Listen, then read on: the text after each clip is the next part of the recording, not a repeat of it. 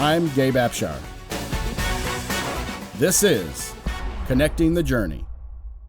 Welcome to this episode of Connecting the Journey, where we kind of take a look back at the past so we can move forward with gratitude. I think as entrepreneurs, most of the time we're always looking for that next thing, always looking to what's the next bigger, brighter object. But I think when we take some time, we look back at the past and see those things that got us to where we are, then and only then can we move forward with gratitude.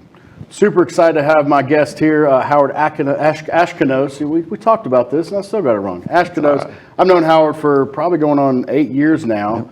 Been a partner with JPAR for quite a while, and I'm really excited to sit down with you, man. We don't get to spend a lot of time together, but when we do, it's always memorable for me. So I'm excited to be here. Appreciate you having me. Love it. Well, we talked about, we're just going to start off with, what we talked about before. You're about to be a grandpa. I am. That's super exciting, man. First one. I'm very, very excited. And we're going to head from here to go see about delivering a little baby granddaughter. Yeah, the next step in the journey, huh? That's it. Well, let's talk about... Life is a journey. Life is a journey. We're going to have lots of journey puns in this.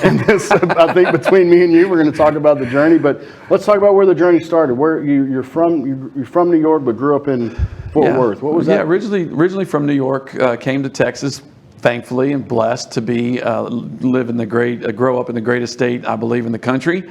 Texas, New York is in my blood. Texas is my heart, I like to say.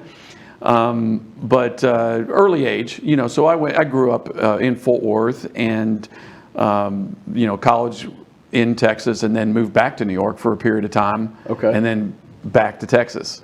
All right. Well, how old were you when you moved? Well, I originally came to Texas when I was 9. Okay. Moved back to New York when I was 21.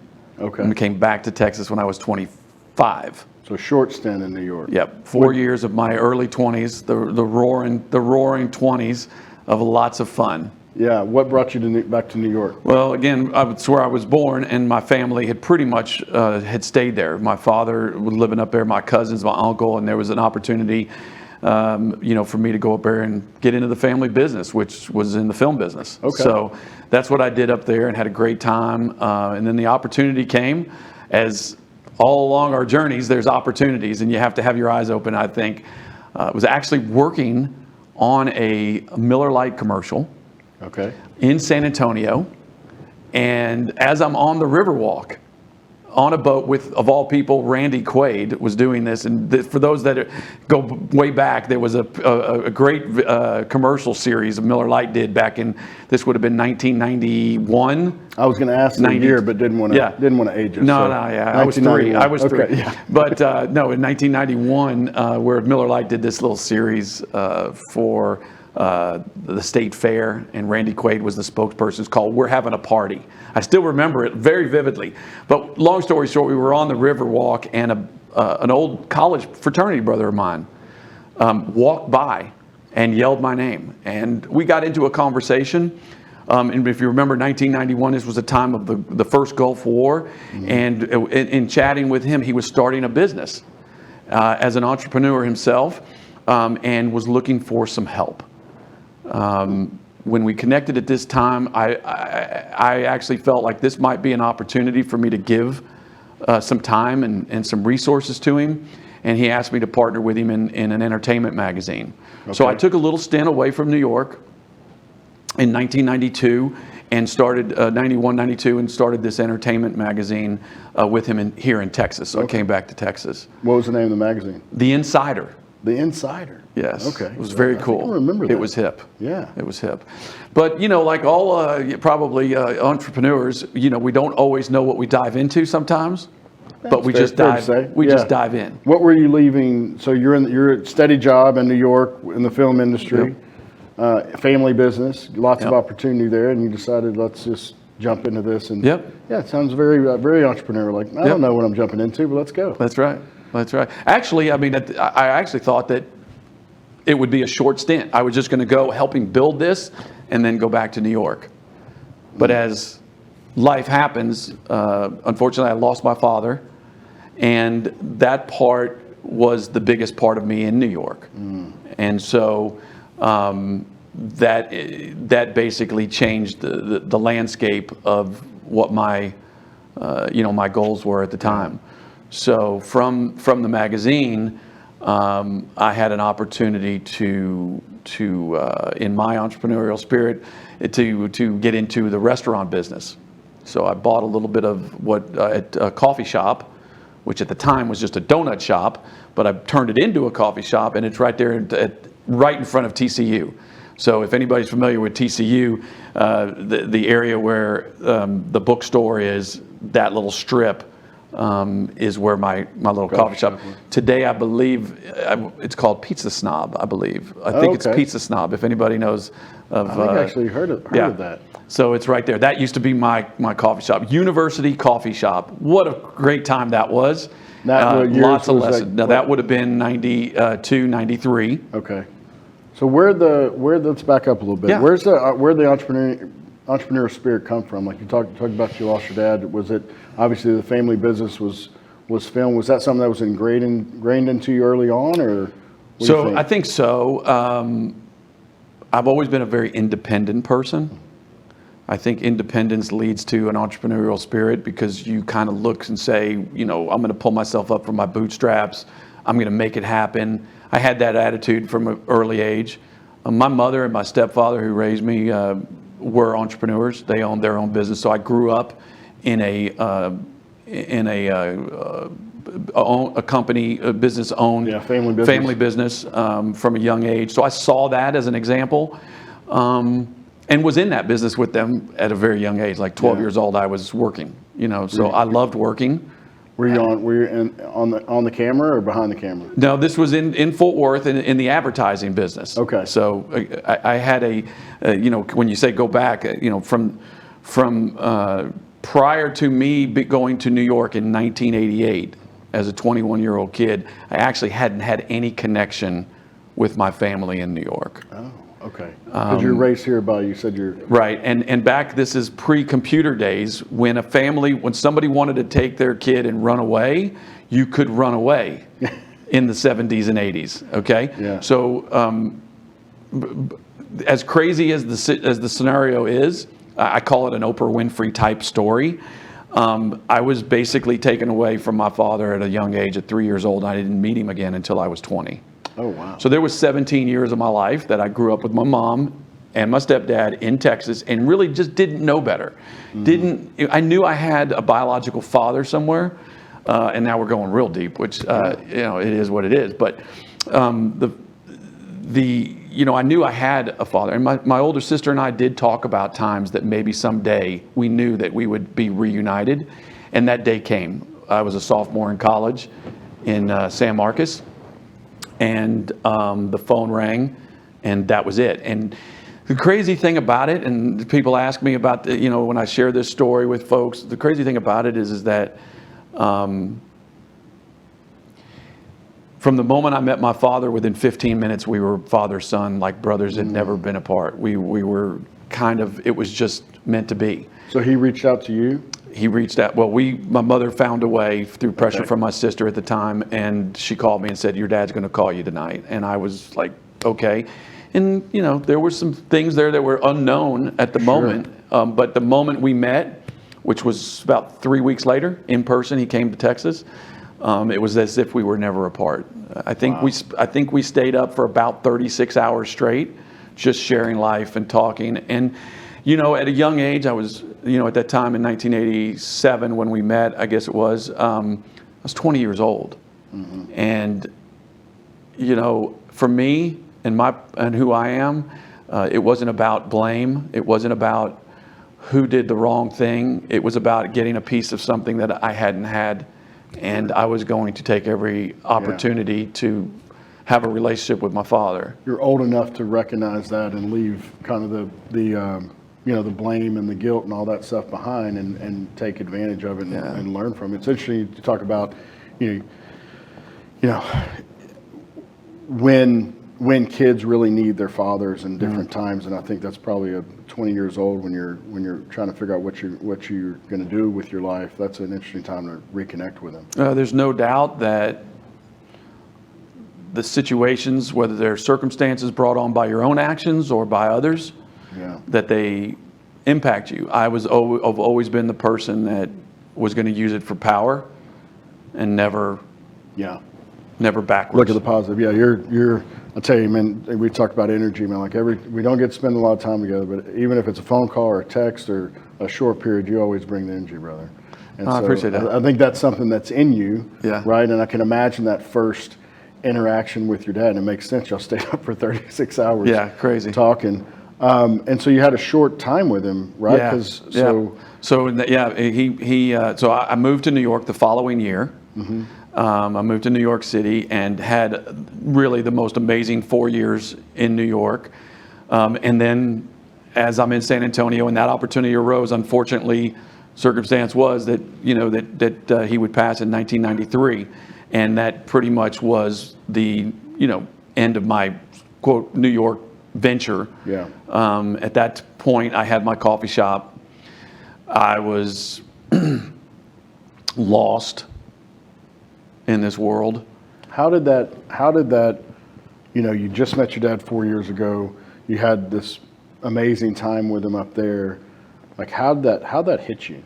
Because essentially you didn't have a lifetime with him. You had a very short time with him. How'd that hit you and how'd that affect you? So, my New York family was a family that I hadn't had any communication with. Nobody knew where we were, who we were. The stories of, what those first few years as being a 3, 4, 5-year-old, my dad, they didn't mean a whole lot to me. But the stories of him, but he had his own life that I got to catch up on.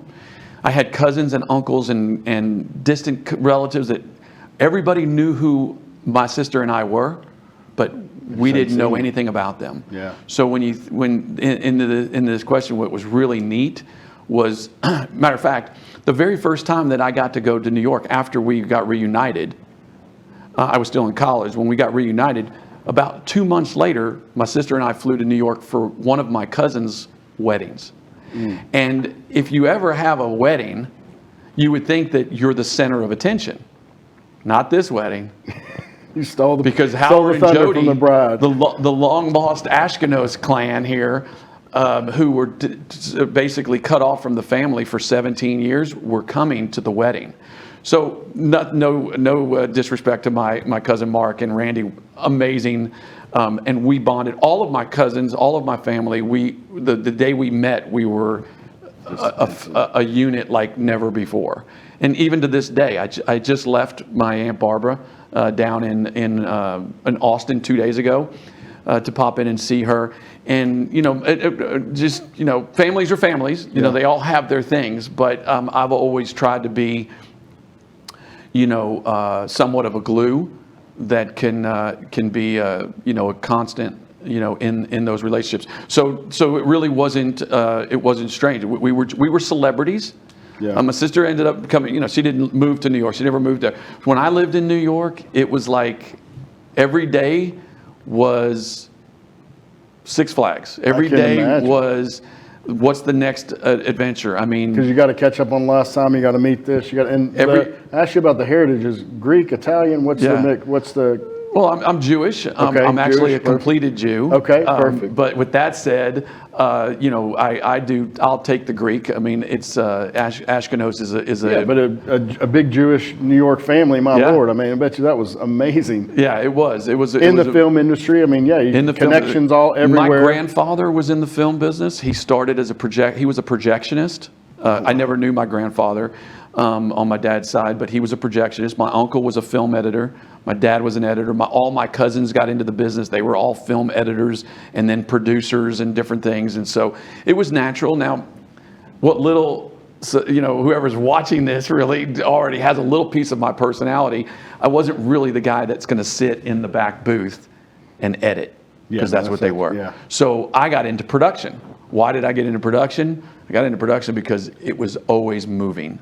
It was new. And I got into commercial production because every week was a new job. So I freelanced most of my time up in New York, and I got to work with some of the best directors in the industry. Very, very blessed to have that experience. And, Love still it, in love you. it to this day. Oh, It's absolutely. still in you. We're going to have to give you producer credits on the utility concierge commercial that we came up with. Yeah, well, get me in on the brainstorming sessions. Yeah, I'll be more than happy to do it. It was great. Yeah, it was great. absolutely. And yeah, that shows your personality. We sit down for 2 minutes, like, oh, here's what I see this, and I'm like, yep, that makes a whole lot of sense. Let's do it. Yeah, and yeah, they're great. And my cousins are still. I have one cousin, Bruce, who is still to this day editing, and probably one of the greatest editors out in the industry. And yeah, it's changed a lot. Yeah. Back when I was living in New York, we were still filming, and they were splicing film. But right towards the end there, the digital age came about. Very quickly. Yeah. Changed everything. So coffee shop, what's after the coffee shop? And 1993. And magazine coffee Yeah. shop, did that just come about? Or? So magazine, learned entrepreneurial lessons of you can't do it all. Are you sure? My partner and I tried. What I found with the entertainment magazine was really neat. I totally get the rock star, like if you think about, whatever rock star magazine that there is, the publication days, because all we did was look for fun. And everybody wanted to be published. Everybody wanted to be mentioned in a publishing magazine. And so our magazine was basically what's going on around town. And you've seen them in like college campuses and things like that. I think the Dallas has the Dallas Observer. Yep. This is what we were before the Observer. Oh Lord. Yeah. Yeah. The Dallas Cowboys. The Dallas Cowboys were a big sponsor. Miller Lite was a big sponsor of ours. They actually afforded us the ability to go. I got to hang out with acts all over the Metroplex when they would come and perform. And we actually ended up opening up a couple of different places. But I wrote ads. I obviously hosted events. We created content. We did everything. I delivered the magazines to our people who put them at their restaurants or their stores. It was craziness, and that wore me out, wore my partnership out. That's a big. I mean, that's a lot. The Observer obviously has been around here. I think the Insider is kind of San Antonio and Austin, or maybe Austin has their own, but. Imagine that back in the early 90s. Yeah. That had to be insane. Man. It was. It was. And so we tried to do. Yeah, we tried to do it all. My initial thought when you say that, and I comment, I was like, "You sure you can't do it all?" Yeah. But you can, right? No. You can. I had an interesting story, a quote from a lady, and she just, you can have whatever you want. You just can't have it all. You can have what you want, but you can't have both. And all is a very, very tough distraction. It sounds like you learned that lesson early on in your career with the magazine. Well, I think that probably some of the biggest lessons too, and still to come in that journey is what a team can do for you. And that didn't take fold until later on. So you've got you two in the magazine. Did y'all have a big team there, or did no? No, we had a little bit of a team, but it was fairly short lived. Again, we were overwhelmed. We were out of our element. We didn't have the resources to be able to do some of the things we wanted to. And then for one reason or another, it basically the relationship fizzled out, and we needed to go in different directions. Yeah. Which gave me the opportunity to do the coffee shop. Got to name a sandwich after my father. Which my dad's pretty well known in the New York industry for some commercials that he actually was in. One in particular, I'll share this quickly, is New York Lotto. Okay. New York Lotto was a commercial that my uncle and my dad edited for, I think, 20 years. All of the New York Lotto commercials. And they put out New York Lotto commercials like every week.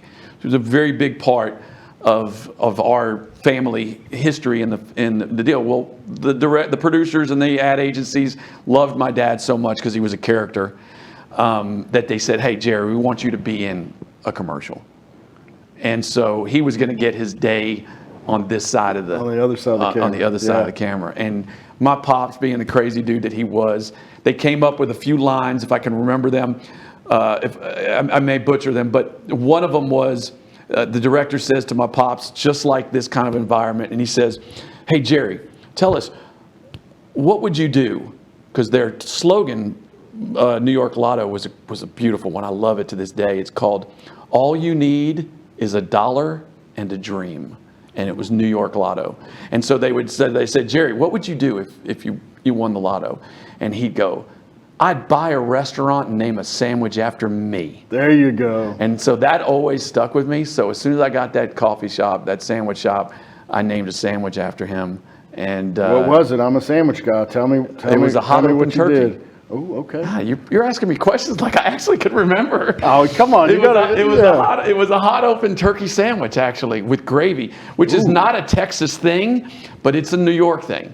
And it that is. was his I would have went favorite. pastrami or No, it was a something. hot open turkey with cream gravy on it, with brown gravy. Yeah, brown gravy. Yeah. On it, and it was very, very popular up in the Northeast.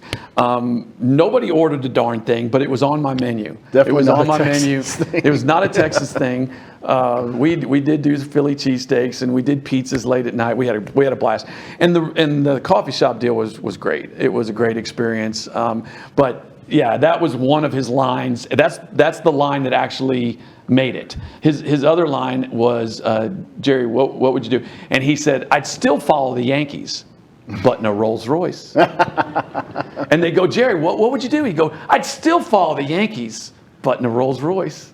And the funniest outtakes of all of these things, and the producers and the directors are in the background laughing Cracking up. their tails up. I got a lot of my personality from my dad, and I'm all the years separated, it's like we were never apart. Yeah, in the DNA, but also in that short time that you have. Yeah, including the latest little pony that we're welcoming into the family that came. My dad lived, of course, I didn't know him at the time. He lived 10 years down in Florida. And it was in the horse business down there. Oh, so it is in the DNA. Yeah. So Nice. I always loved horses. Yeah. Always have. Well, what got you into baseball? I know that's a big part of your life, and coaching baseball and playing Wow. baseball. What got you into that? So wow. Okay. We talked quite a bit, which I didn't know we were going to actually do this. Family life and going in the past. But as a kid, I needed my independence a little bit.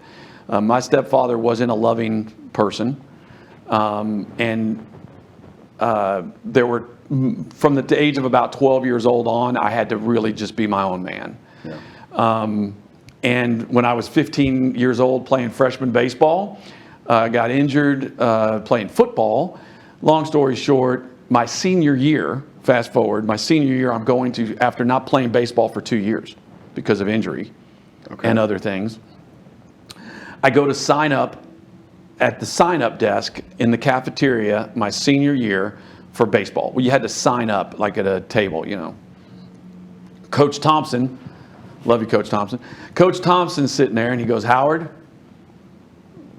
don't sign up. And I said, what do you mean? He goes, you're not going to play. And I'm like, what? I'm a shortstop. Yeah. I hadn't played in a couple years competitively, but I was decent. And I said, what do you mean, Coach? And he goes, you've been out. I've got another guy that's going to be ahead of you. You're not going to have fun, but I have something for you. Just like that. And I'm like, what you got? And he goes, I want you to call this guy tonight. Wrote his number down on a piece of paper. Call him. And he's going to give you a job. I get home, I call him. Coach Thompson said to give you a call. He says, I need you to be at the house tonight at 8 o'clock. We're going to draft a baseball team together. I said, okay. Coach Thompson, by the way, said to me that if I did this, that I can come to my senior year, I can come and be done with school at like 11:30. I'd come to my first 2 classes, I'd be gone, and that was all I had to do. So I'm in. More freedom, more time to do whatever. And so I went that night, never forget, I went that night and drafted this baseball team. What was for, I was for 17, high school, for college, for Little League? 14-year-old youth league. Okay, They're the 14 8th graders. Okay. I'm a senior. Okay. So they're basically 4 years younger than me. I go and draft this team. Had the most incredible experience of my life. I think the moment I stepped on the baseball field as a coach, I realized that was my calling. Not to play, but to coach. Yeah, the playing wasn't really there. That opportunity wasn't there. I mean, I probably could have forced it, but I didn't even think about it anymore. Like it never was really there again. I started coaching when I was 17 years old, a group of 14-year-olds. Some amazing stories of not just that season, but for forever, obviously. And in particular, lots of lessons, lots of life lessons. One in particular was we went on to have the most amazing season. I don't think we lost a game that whole entire year. Wow. And if you remember back in the 80s, it was still old school kind of days where in your youth league, if you were the champ, you got to coach the all-star team. Well, I got a phone call, and they said, Howard, I just want to let you know that you're not going to be the all-star coach. And I'm like, why not? They said, Undefeated. The board doesn't feel like a 17-year-old should be representing us at the city and state level as we go forward. But we want you to be an assistant coach. I remember being a little disheartened, but I do remember very vaguely some parents who were a little upset, my parents, but I told them, don't worry about it. It's not that big a deal. Just went undefeated with a team. It's not that big a deal. I'm still going to be part of this, and we're going to have a blast. Here was the coolest thing. And I don't remember this guy's name, but a couple weeks later, I show up for all-star practice to be this guy's assistant. And he said, Howard, thanks for showing up, being here. There's the bag. There's the group of guys. Take care. Have a great summer. And he disappeared. He said, the team's all yours. And he left. And I had the team by default because the guy thought that I need to, he basically said that you should have the team to begin with. Oh, and he just went ahead and said, have fun, and I'm going to get out of your way. Had a great time with that group. I still keep in touch. I was 17 years old. I still keep in touch with about a third of that team. Oh, wow. To this day. Lots of those guys, great relationships, which I believe is what it's all about. I believe firmly in relationships. And so that's how I got into coaching. I officially retired from baseball coaching in 2016. So that's it. So, I went from 1985 to 2016. So what is that, 31 years? 31 years. 31 years of coaching baseball. Young men, all across. When I lived in New York, I coached. When I was in college, I coached.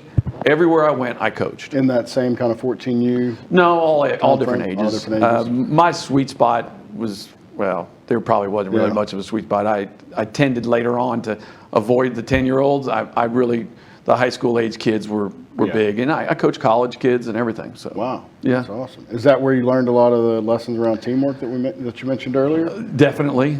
That's in our fiber. You don't do anything alone. I coached football for 12 years, and there were some great lessons in football as well. But baseball's my heart. That's your passion. Yeah. But just growing young men. Yeah. Being an example. I think it comes from my background that we've gone pretty deep into, from a standpoint of. I grew up in a home which I think most people would have looked at and go, Howard grew up in a upper middle class kind of deal in a time in Fort Worth, Texas, where we were thriving, growing like crazy. I didn't want or need from anything, with the exception of maybe the love of a father. Yeah. And so I think that probably came out quite a bit in who I was as a coach. The young men that I got to lead, I cared for them in a way that a lot of times some people didn't necessarily even understand. Yeah, well, you didn't have that growing up, so you're giving that. Yeah. You're giving that to them, caring for them in a whole different level. There was a lot of that. Wow. There was a lot of that. Oh, I got stored. Forget about it. I mean, I had kids spend the night at my house because I wasn't going to allow them to go into an environment that could harm them. Yeah. Those were tough days. Some of those experiences. Having conversations with moms and dads that, if you really want little Johnny to be the best, you need to let go and back out. Those are tough conversations as a coach, to a parent. There were times, my wife can share lots of stories with you. There were times that when I felt pained when a young kid would want to be with me and not go home. Those were tough times. Yeah. Sorry. No, I can imagine. But you know what I'm saying? Sure. Yeah. So my background, my experiences. Maybe some of those times where you couldn't, you had to go home. Yeah. You know. That's really tough. having to tell a mom and dad that don't be threatened by me because your son wants to be here.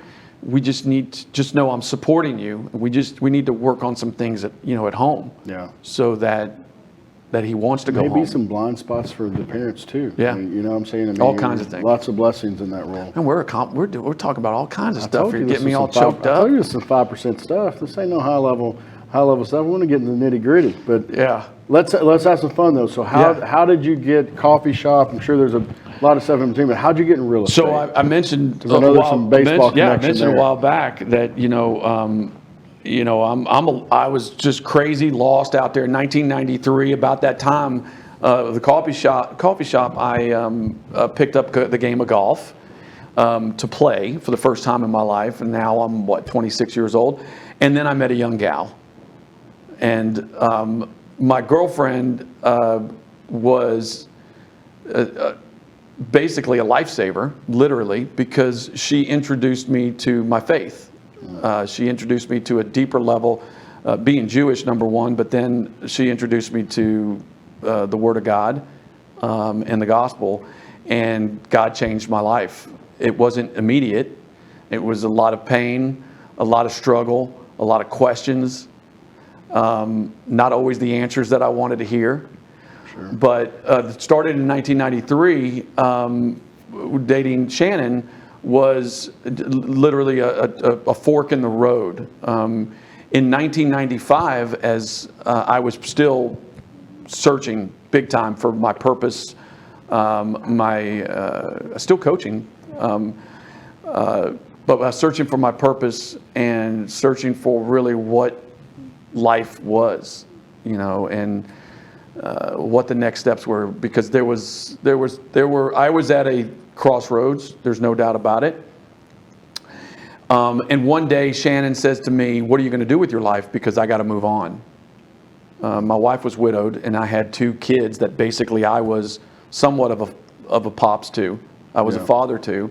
They were my life, even though we were dating. And my 2 kids from Shannon's first marriage I was with all 3 of them. They were all one to me, and I loved them dearly. And so when she asked me that, I remember there was a friend of mine's father was a little bit of a mentor to me, and I asked him, and I said, maybe I should get into some investing, flip houses, or I don't even think they called it flip houses at the time, but buy a home and fix it up and sell it, or have rentals. And he said, "Why would you want to do that?" And I was like, make money? And he's like, "Why don't you go get your real estate license, learn what the industry is, maybe be a little bit more knowledgeable, and know where to put your investment money. Maybe, where." And so I was like, I'm always one, I believe in coaching. You can't be a coach and not believe in coaching. So I took it, and so Shannon says, "What are you going to do?" I said, "Well, you know what? I'm going to go get my real estate license." What was she doing at the time? Shannon was working 3 jobs, one of them being a staff member, a wait staff at Outback Steakhouse. And she said, "What are you going to do?" And I said, "I'm going to get my real estate license." And she said, "Okay. So maybe there's some light at the end of the tunnel for this guy." I don't know what she was thinking at the time. She'll tell you. And funny thing was, a couple weeks later, we're together on out and about. And she says, "Hey, have you signed up for your real estate classes?" Of course, I hadn't. I was on the golf course, playing, doing whatever. And she goes, "Well, I did." Well, she dropped the challenge on me, and I wasn't going to allow her to beat me to the finish line. That was your idea. Unfortunately, she's smarter than me, and she passed her exam before I did. But in 1995, after a couple of years of dating, both of us got our real estate license. And we started our journey in real estate together, just dating, with at the time, pretty much the #1 brokerage in Fort Worth, which was called William Rigg. And that's where our real estate journey together started. It was a very easy decision for me, because I grew up going to high school with a friend whose mom was the manager of the local. And when I walked in, kind of like I am right now, long-haired and hippie, and I said, "I got my real estate license," she said, "Sign here." Like, it was immediate. She just I didn't have to, I was like, "Well, that's it?" And she's like, yep. And boom. Warm bodies. And so that was the beginning of our journey with William Rigg. And we had a great, unbelievable group of mentors, people to this day that I still connect with and see. And that's the thing. In 1996, just a year later, is when I actually decided to give my life to the Lord and let Him take the keys and make something of the mess that I had made. And so it was then truly that my new life started. For those who actually are in the faith can really get a picture of. My new life began, and I never looked back. And Shannon introduced you to your faith and kind of asked you some of those questions and helped you, guided you. She was only we met in 1993. I was 26 years old. She's only the second person to ever share the gospel with me. Now, that sounds a little. I get a lot of weird responses with that. I get like, what? What do you mean? Like in 26 years of my life, no, she's only the second person to ever explain to me what the gospel was. There's a lot of reasons. Coming from a Jewish background. I'm still Jewish today. Yeah. That's why I call myself completed. There you go. That's the word. I'm completed. I like to, sometimes I joke around, but I say I'm a Jewish guy who gets it. That's me. And so, that was the beginning. And so in 1996, life change in December of 96, I get on the knee and try to get out the words, "Will you marry me?" but couldn't. And my two kids, who obviously weren't my kids officially yet, but my two kids actually asked Shannon to marry me. There you go. And so we got married in 97. We had our youngest together in 98, and here we are in 2023, going on our 29th. Next year will be 29 years in real estate. Wow. So we spent, the bulk of our real estate career after our initial year and a half or so at William Rigg. We went to RE/MAX, and we spent a great career at RE/MAX. Matter of fact, I was the very first RE/MAX agent in the new brokerage of RE/MAX in Fort Worth. Like there wasn't a RE/MAX in Fort Worth operating. When the new broker owners came together and built the RE/MAX, I was their first agent to join the brokerage. So that was the beginning of a 20-year journey at RE/MAX. And as we talked about, you asked the question, like the baseball, it's always been there. Yeah, it's always been there. Throughout that career, yeah. Throughout, it's been solid. I started my own baseball academy because as a real estate agent, you don't really have that much to do. So you have to have things in the spare. So baseball was my thing and loved it, loved coaching young men. Of course, now at this point, my kids were growing up in the sport. So I had the opportunity, not always to coach them because I don't think that's always the best at different times. But that being said, had the opportunity to join hands with a great leader here in Dallas. You probably know Logan Stout. I do. So, yes. Logan has the Dallas Patriots, which is an amazing youth organization that raises young men to be better men, and along the way helps them pursue their baseball dreams at the next level after high school. So I took my little organization of a few teams and I merged with Logan, and we became buds and partners, so to speak, in the baseball world. One day, I'm in Dallas in a baseball attire, which at this time now about 2014-ish. Mm-hmm. I've already been in real estate for 20 years, 20 something years. Yeah, 20 years. And to be honest, I was worn out. I loved being on the baseball field. You just couldn't make any money on it. So right. I still had to do real estate. Shannon, blessed to have her in my life to where we partnered on everything, and she carried the load during some of these years while I was able to play on the baseball field. But a little prick on my shorts, like I turn around and there's this little Italian guy. And he says, "Are you Howard?" I said, "Yeah." He goes, "I'm JP." And I go, What's up? What do you want? And he goes, you're real estate, right? So they told me you're the real estate guy. I said, well, I'm currently in the batting cage, we're trying to work with some kids. What can I, and I joke about it now, but he pulled at me, I started a new real estate company here in town. I want you to come work for me. Not interested. I did that for 2 years. 2 years? Yeah. And you saw him regularly because Luca was all the time. Luca was every time I saw him, and his son was part of the organization. That's how we met. We became buds. Matter of fact, I was given an opportunity to coach a Team USA. They called me. I got a phone call one day, and they said, Howard, we need to bring an 18-year-old team to Italy for a Team USA, an Olympiada. And I was like, I only know one Italian. Damn it. I call him. Hey, are you interested in going to Italy and being kind of like a chaperone, and can Luca come? I'll call you back. I said, can I take a 12-year-old team as well? 18 and a 12-year-old team to compete?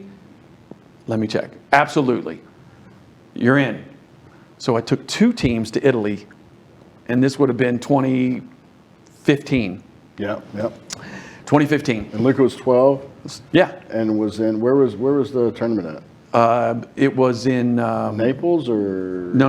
It was out in the middle of Reggio Emilia. Okay. I don't know if you know where that is, but Reggio Emilia. Yeah, by Modena and Parma. Yeah. You're a worldly guy. So where all the cheese is. Yeah, exactly. Yeah. So we go there. We spend 10 days or whatever there. On the flight home, it was crazy because I'd known now JP for 2 years. It's crazy. On the flight home, I decide I'm going to go ahead and give him a few minutes of my ear because he was so great to me, and we'd become friends. And I said, "Tell me about this company. Tell me about this dream." So I know JP very well, obviously. So he let you ride the whole time in Italy without pulling on the shorts? He was focused, on baseball. We were all locked in. All right. We were all locked in. Making sure all the food's right and all the wine's right. It was a huge blessing. It was a great opportunity. It was really neat to spend time. Met a lot of incredible people. My youngest son got to go because he was 17 at the time, and so he played on the 18 and under team. We kicked butt, took names. Some of my Dallas Patriot staff was actually comprised to do the 12U team and work with me. So had an amazing time. I know that they all cherish that time there too. Ate really well, of course. Paid absolutely nothing. But that's not what you do it for. I think that how huge for the kids to be able to play at that level on an international stage. I bet you that was amazing for them. I think so. I know that they'll remember it for forever. I still have baseballs in my garage signed by the entire team that I cherish. I think that's going to be one of their dots along the journey. Is that absolutely how those perspectives change for them being lots able to play of dots on that stage. Lots of dots. Yeah. So you gave him some time on the flight back. I decided to go ahead and for the first time, and I'm being honest, and really just listen to him. And because Shannon and I are partners, and we're one.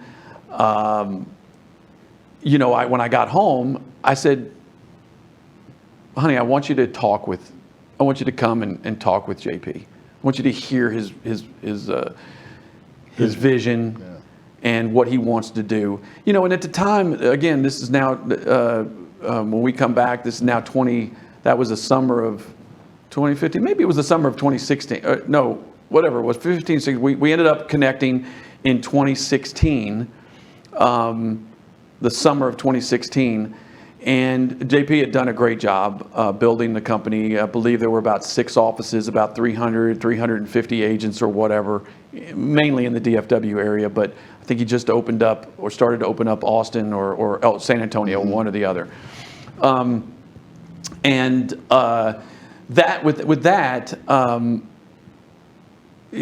said, whatever, let's just do this. Let's do this. And Shannon and I loved the vision. And we decided to jump in all in. So my wife is an amazing educator. She's an amazing educator. She loves teaching. She's amazing with people. And so She worked with JP on the educational part, mentorship programs for new agents, all those things. And I took over the growth aspect of helping grow it. And we didn't look back. We didn't look back. So it was a heck of a ride from 16 to 16 to now. Yes, it'll be 7 years next month. Yeah. It'll be 7 years next month. And yeah, so no, it's a different company today, which is amazing in its own right. We're now in 25 states.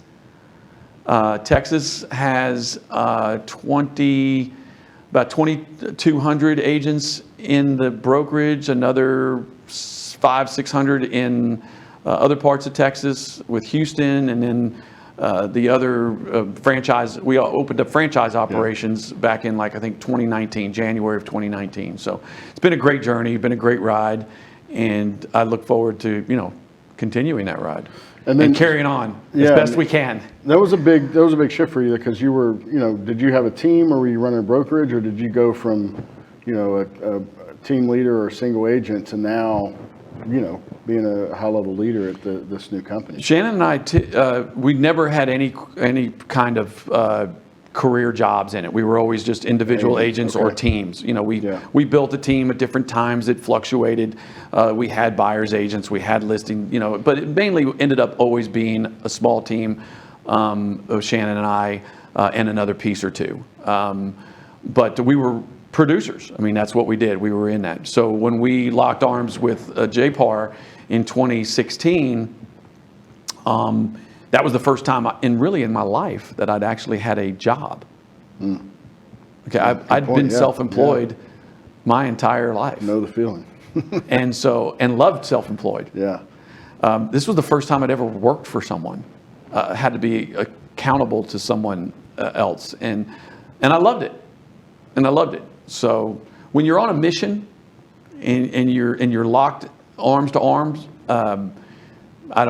that's just when it becomes easy. Yeah, you don't feel like you're working together, not for someone. You're working for a team. Yeah, man, we talked about a lot of stuff. We did, and we've been lucky enough to I met JP probably in probably 2012, right when he was starting the company. So it's been really fun to watch from afar. And close to have some fun conversation with him and see what he's done. But we were lucky enough to be able to partner with JPAR early on, and we've been able to see the growth and the changes throughout the trajectory of the company. It's been really fun to watch and been great to be a partner with them. Well, it's been amazing actually getting the chance to see the value that you guys bring to us, not only as a company but really to our agents, and of course I've utilized you. Yeah, absolutely. I think one of the cool things that JP did early on and you guys did early on was they took Utility Concierge and made it part of their process and use it as a recruiting tool and use it as a tool to say, here's a whole suite of things that we do. That was the thing. I provided so much value to the agents and education and service in this, and really made it part of the process, right? And it was fun to see someone take that, make it part of the process, and the engagement we've got from the agents and the connection that we have with leadership has been really good, and it's been great to be able to see the company grow. What do you from an agent standpoint, if you put your agent hat back on, we're really good at solving the issues for the customer, right? I mean, we talked about life with Utility Concierge and life without. Yeah, I love that. But how do we impact the agent, like on an agent level, when we're able to take that off of their plate? What impact does that have on the agents? I'd say, the comfort to know that when you have a client and you have a trusted relationship with your customer, okay, they're your client, and those who do it really well, we don't look at our customers as a transaction. Right. At least not the ones that are successful. You want to be connected with them for life. You're connected with them for life. You're the real estate consultant for life. You're the realtor for life. What it be? But when you have partners in the game that help take the stress of the day-to-day nerves or uncertainty, the what ifs, the issues that come about, those are great partners to have. So probably from and it's not like that we talked about me pitching, but from a standpoint of how the value of having a team member like Utility Concierge in your corner, I would say that without a doubt, having the resource to say to a customer that I have you covered, and here's our relationship, and here's our partner, here's our friend, here's our team member, because that's the way I look at it. I mean, we're team members in this deal, and that's all it is. Whether it's getting my electric turned on, or getting my trash service set up, or just making sure that everything is the way it's supposed to be on day one, because especially for a buyer, that's not when you want surprises. No, and I think that's why we've had so much success with JPAR, is that we've integrated in, and we've had a very partner-like relationship and a team relationship. Because when an agent works really hard for that customer, right, and when they give that customer over to us, we take that very seriously. Yeah. Right. We want to make sure that we paint them in the best light. We call it gushing over the customer when we call, to make sure that they understand that your agent cares about you this much. They know this is a small piece of the transaction, and we got you. We're adding a team member to the agent's already crazy schedule. Absolutely. And we've seen success with partners that really take that attitude and ingrain it into their business. Absolutely. So. Yeah, it's been a great relationship, great partnership, and again, I wouldn't do it any other way with my clients. We still do a little business here and there. I mean, I have a role. Obviously, I run a company. But you're not in the real estate space for 28 years and not have clients that you still service. My oldest son, who's now 32, is part of our team now. So that's where some of that shifts to. But yeah, it's been a great blessing to have you guys as partners and have you team members. Well, same with us, man. It's been a blessing to have you on the team and on the journey. To see where we've all grown from in the last, it's been 10 years plus since we've been together. Yeah, so awesome. I know you guys have been there since day one, and I can't wait to see what the future holds. I'm still young. I got a lot of years ahead of me, and there's always a next step on the journey. But as I think we've shared quite a bit of, I completely hold those that came before and gave me opportunities, as JP did, as our real estate industry did, and the leaders. We're involved in every level of leadership. Shannon just finished, she's in her past presidency year of our local association as the president of Greater Fort Worth. You guys were partners with us in helping welcome her to her role last year, and loved you guys for being a part of that. So I mean, giving back, and I believe that the greatest thing we can do for those that have given us opportunities and shared their knowledge is being successful to the next generation, to the next those that come after. Man, so hopefully we do that. Yeah, I think leadership is in your.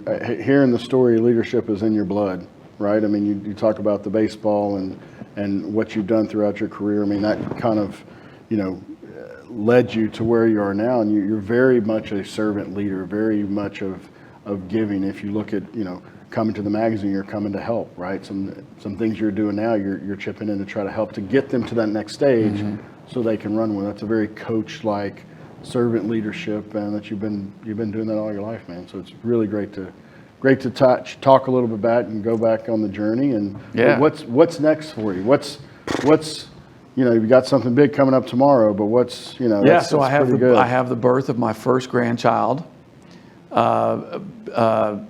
baby Stella, and we are so excited for that. And then I have the birth of my first grandson in December.